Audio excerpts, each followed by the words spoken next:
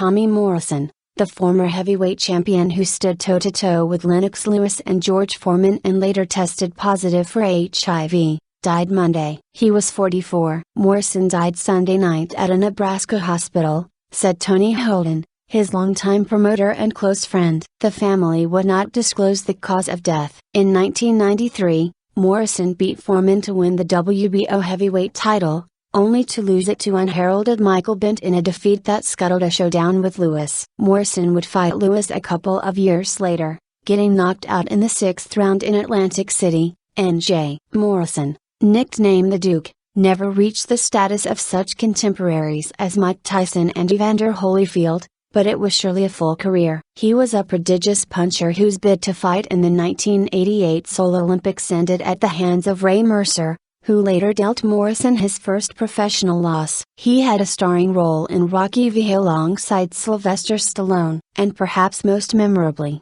Morrison tested positive for HIV when the virus still carried a significant stigma, only to declare later the test was false. Along with numerous legal issues, including a prison sentence that stemmed from weapons and drunk driving, Morrison's name became attached to headlines that would eventually overshadow his work in the ring. If Tommy was fighting today, he no doubt would be a world champion, Holden said. You have to look at who he was fighting in the 90s. The guys in that division were Tyson, Lennox Lewis, Riddick Bowe, Ray Mercer, George Foreman. There's no one with the talent today. Tommy would absolutely dominate if he were in his prime. Boxing today. Morrison won his first 28 professional fights, beating faded champions such as Pinkelin Thomas along the way. His career reached its apex in the summer of 1993 with a unanimous decision over Foreman, then in the midst of his comeback, to claim a vacant title. As with so many things in Morrison's life, the good was quickly followed by the bad. Morrison was in line for a high-profile bout with Lewis when he was upset by Bentt in Tulsa,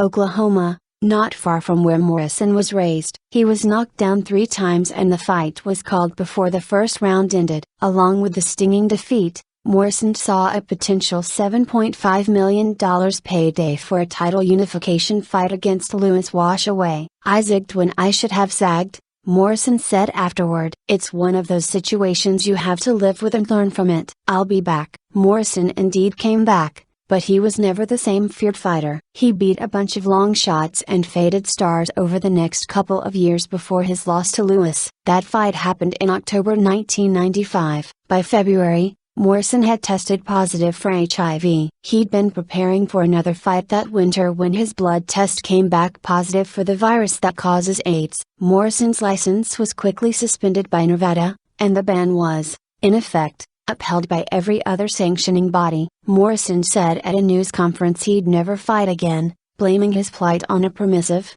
fast and reckless lifestyle. His lifestyle never changed, though. Even when he stepped away from the ring, he had already run afoul of the law in 1993, when he pleaded guilty to assaulting a college student. He also dealt with weapons charges and multiple DUI incidents over the years. He was finally sentenced to 2 years in prison in 2000, and another year was added to his sentence in 2002 for violating parole. When he was released, Morrison said his HIV tests had resulted in false positives, and he wanted to resume his career. He passed medical tests in Arizona, even as Nevada stood by its decision, and returned to the ring. Morrison fought twice more in his career, winning once in West Virginia and for the final time in Mexico. He finished with a record of 48-3-1 with 42 knockouts. Tommy's a very stubborn person and he views things the way he wants to view things. That's his right and privilege, Holden said. All through his career,